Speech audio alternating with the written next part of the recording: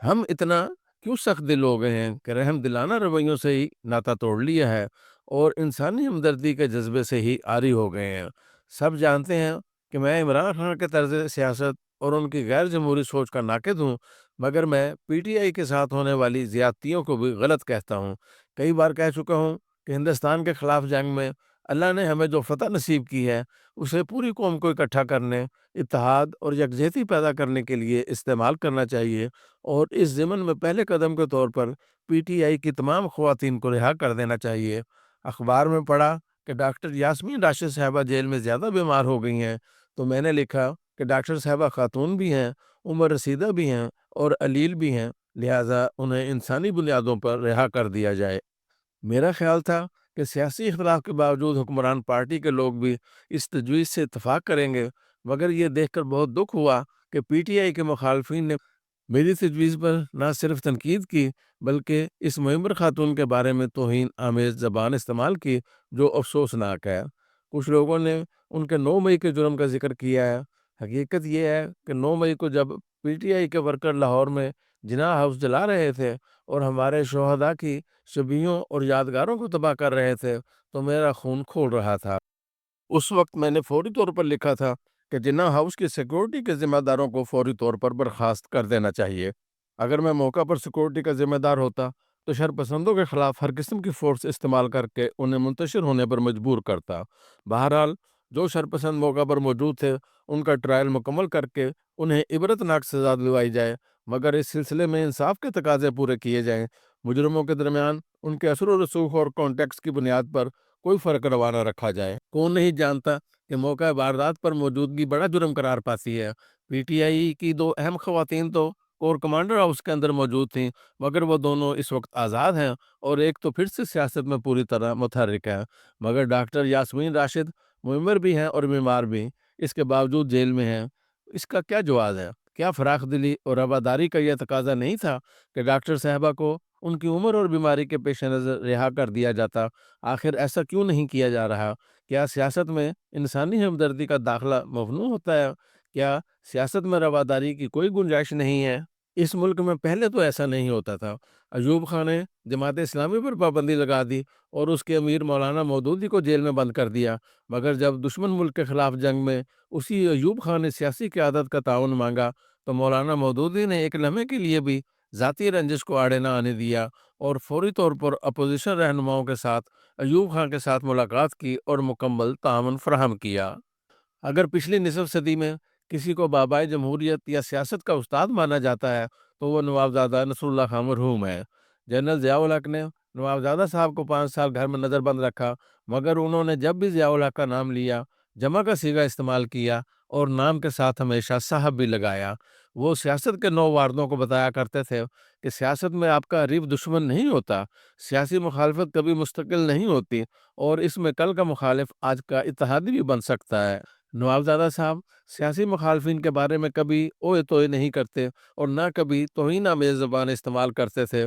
وہ اپنے کٹڑ مخالفین کے بارے میں بھی انتہائی شائستہ اور شستہ زبان استعمال کیا کرتے تھے۔ موجودہ سیاستدانوں میں سے اگر نوابزادہ صاحب سے سیاست کی اعلیٰ اقدار کسی نے سیکھی ہیں تو وہ مولانا فضل الرحمان صاحب ہیں۔ وہ ہمیشہ اپنا نقطہ نظر بڑے عمدہ دلائل اور جرات کے ساتھ بیان کرتے ہیں، مگر الفاظ کا بہترین چناؤ کرتے ہیں اور ہمیشہ شائستہ زبان استعمال کرتے ہیں۔ ابھی چند سال پہلے جب ایک انتخابی مہم کے دوران عمران خان گر کر زخمی ہو گئے تھے اور اسپتال میں داخل ہو گئے تو ان کے سب سے بڑے سیاسی حریف میاں نواز شریف صاحب نے اپنی انتخابی مہم معطل کر دی اور وہ عمران خان صاحب کی تیمارداری کے لیے خود ہسپتال پہنچ گئے۔ 2024 کے انتخابات میں پی ٹی آئی زیر عتاب تھی، نہ جانے کس کی ہدایات پر پولیس ان کے امیدواروں کے گھروں پر ریڈ کر رہی تھی اور امیدواروں کو گرفتار کیا جا رہا تھا۔ میرے آبائی شہر وزیر آباد میں میرے بھائی ڈاکٹر نثار احمد چیمہ مسلم لیگ نون کے امیدوار تھے۔ ان کے مخالف امیدوار کو پولیس جب ہراساں کر رہی تھی تو ڈاکٹر نثار چیمہ نے میڈیا کے ذریعے اور میں نے کالموں کے ذریعے مخالف امیدوار کے خلاف ہونے والی پولیس کارروائیوں کی سخت مذمت کی۔ ڈاکٹر صاحب نے تو واضح طور پر کہا کہ اگر انہیں گرفتاری کا خطرہ ہو تو وہ اپنے انتخابی کاغذات نامینیشن پیپرز مجھے بھجوا دیں، میں خود ان کے کاغذات منظور کرواؤں گا۔ اسی طرح انتخابی نتائج آنے کے بعد انہوں نے جعلی کامیابی حاصل کرنے سے انکار کر دیا اور اپنے سیاسی حریف محترم حامد ناصر چٹھا کو کامیابی کی مبارکباد دی۔ سیاسی پارٹیوں کے کارکنوں کو مذکورہ بالا واقعات سے سبق سیکھنا چاہیے اور اپنے طرز عمل میں بہتری لانی چاہیے۔ سیاسی مخالفین کو اپنا دشمن ہرگز نہ سمجھیں، ان کی خوشی غمی میں شریک ہوا کریں اور ان کے ساتھ اچھے سماجی مراسم قائم رکھیں۔ ڈاکٹر نثار چیمہ صاحب انتخابی مہم کے دوران پولیس افسروں کو جب پی ٹی آئی کے امیدواروں کو تنگ کرنے اور ان کے خلاف کیس درج کرنے یا ان کے گھروں پر ریڈ کرنے سے منع کرتے تو وہ جواب دیتے کہ ہمیں اوپر سے ہدایات ہیں۔ اوپر سے اگر غیر قانونی ہدایات ملیں تو سول سرونٹس کا فرض ہے کہ وہ اوپر والوں کو عزت اور احترام کے ساتھ بتائیں کہ یہ غیر قانونی ہدایات ہیں، ان پر ہم عمل نہیں کر سکیں گے۔ کسی کی بھی ہدایات ہوں مگر کسی سیاسی کارکن کے گھر میں گھس کر ان کا فرنیچر توڑ دینا اور خواتین کی بے حرمتی کرنا انتہائی شرمناک حرکت ہے۔ جس پولیس افسر کا ضمیر بالکل مردہ نہیں ہو گیا وہ ایسی حرکت کبھی نہیں کرتا اور سینئر افسروں سے مل کر اپنا تبادلہ کرا لیتا ہے، مگر شہریوں کے ساتھ کوئی ایسی زیادتی نہیں کرتا جس سے اس کی یونیفارم پر داغ لگے اور اس کا پورا محکمہ بدنام ہو۔ ایک بار لاہور پولیس نے ایسی ہی مہم کے دوران ریڈ لائن کراس کر دی اور مفکر پاکستان حضرت علامہ اقبال کے گھر گھس گئی، جس پر ہمارے عظیم محسن علامہ اقبال کی بہو doctor justice retired Nasira Javed Iqbal نے شدید احتجاج کیا۔ اس پر میں نے اس وقت کے آئی جی کو بڑا سخت میسج بھیجا کہ تمہیں اور پوری پنجاب پولیس کو شرم آنی چاہیے۔ جانتے ہو تم نے اس گھر کی چار دیواری کی حرمت پامال کی ہے کہ یہ ملک پاکستان جن کے خواب کی تعمیر ہے۔ اگر آزادی نہ ملتی تو زیادہ تر پولیس افسران آر ایس ایس کے گھروں میں نوکر ہوتے یا ہندو پولیس افسروں کے اردلی ہوتے۔ اس وقت آئی جی کو فوراً غلطی کا احساس ہو گیا اور اس نے جسٹس صاحبہ سے معافی مانگ لی۔ بہت سے لوگوں کی طرح مجھے بھی توقع تھی کہ میاں نواز شریف صاحب اپنی پرانی وزاداری اور رواداری کے باعث اپنا اثر و رسوخ استعمال کر کے ڈاکٹر یاسمین راشد صاحبہ کو رہا کروائیں گے۔ اگر انہوں نے ایسا نہیں کیا تو یہ حیران کن ہے۔ پی ٹی آئی کے مخالفین نے بھی ڈاکٹر صاحبہ کے بارے میں نامناسب زبان استعمال کی ہے، جبکہ پی ٹی آئی کے حامی اور ورکر بھی مریم نواز صاحبہ کے بارے میں نامناسب زبان استعمال کرتے ہیں، جس پر انہیں شرم آنی چاہیے۔ عدم برداشت، تنگ دلی، بےہودگی، غیر اخلاقی اور غیر شائستہ زبان نے پاکستانی سیاست کا چہرہ مکروہ اور بدصورت بنا دیا ہے۔